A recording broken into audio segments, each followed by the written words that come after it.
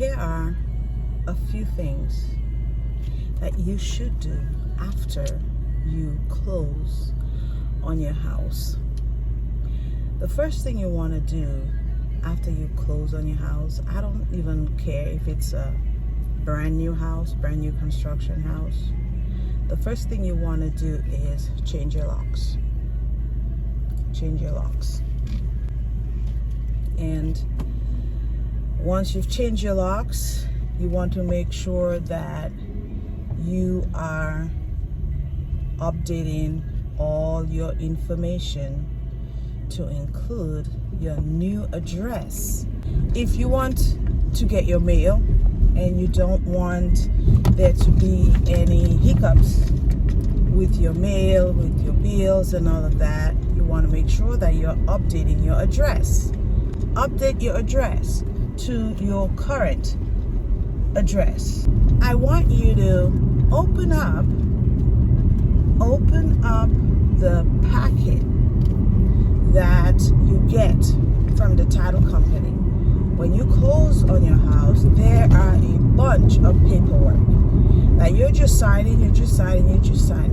But open the thing up and read it and make sure that nothing is missed. Make sure that everything is done correctly. Make sure if you have a home warranty, you are putting that in a safe place. And make sure that you have all the numbers and the addresses, your warranty company, your lender, and all of that, so that if you need to reach back out to somebody, you have that at hand.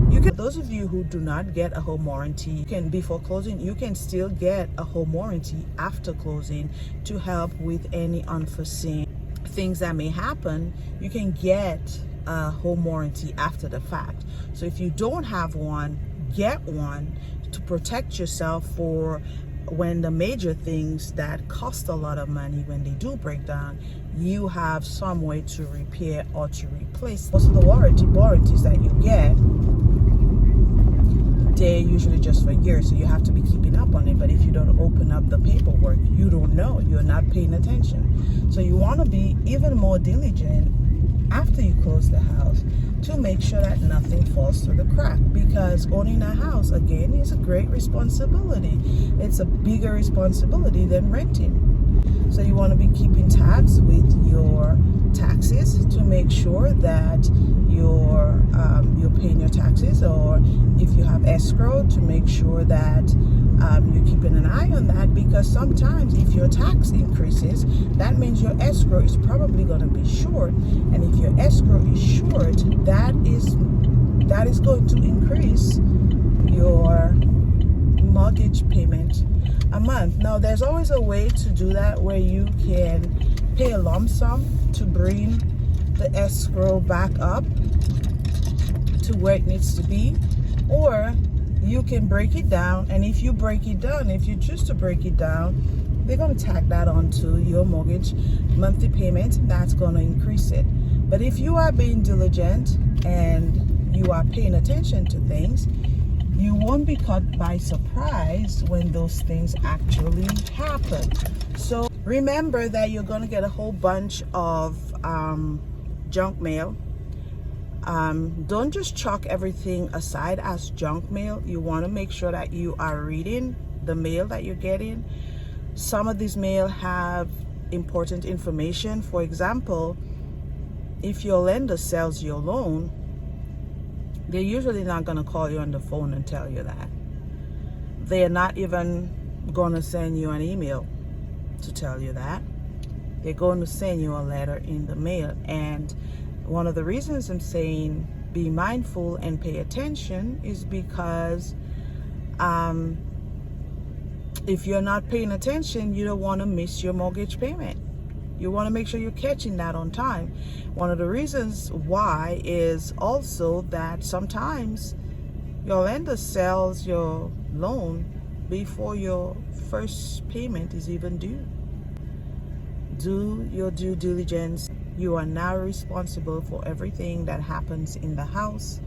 It is your responsibility. It falls on your shoulder. Yes, your realtor is your point of contact for questions and for recommendations and all of that. Your realtor is supposed to be absolutely diligent during the home buying process to make sure that nothing is missed.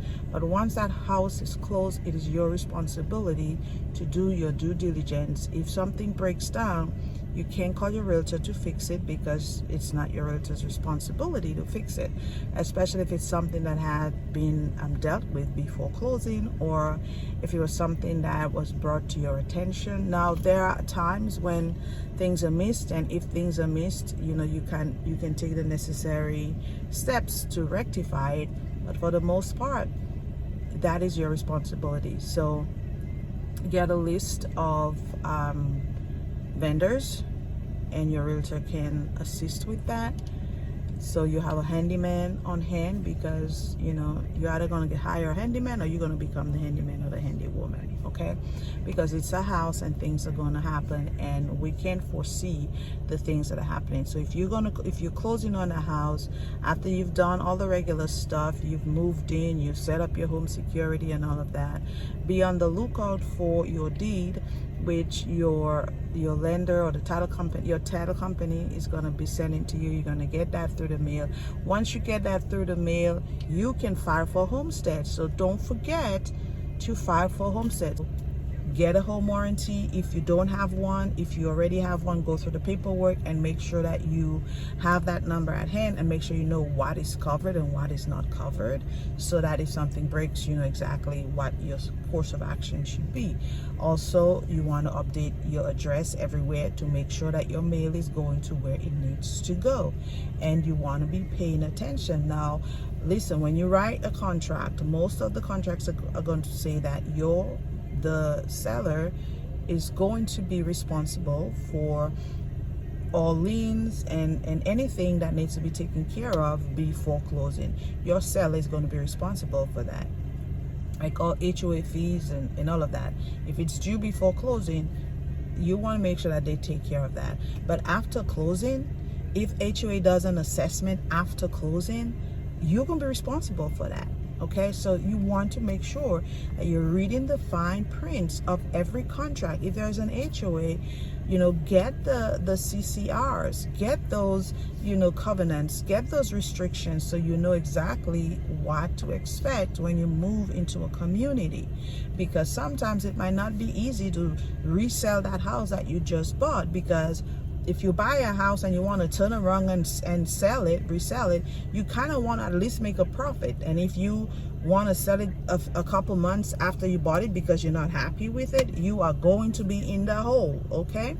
So these are just some things I think you should do. You should also stay on top of your budget. Most people will budget for a down payment, right? They want to have a down payment, so they will save, they will budget, they will do everything that they need to do to buy the house. But once they buy that house, they go back and they stop budgeting, or they go back and they mess up their credit. So I want you to still stay on top of your credit after you close. Stay on budget, live below your means after you close, so that your house can be a blessing and not a burden, because the Bible says the blessings of the Lord makes rich and adds no sorrow with it. Many times we end up with things that becomes burden because we're not doing the right things. So be just as diligent after you close like you were before you close. Don't max out your credit card. Don't spend more than 30% of it. Don't co-sign for anybody. Don't be late on your payments, because all of that will still affect your credit. And there might be things that happen that you may need to apply for a loan for something else.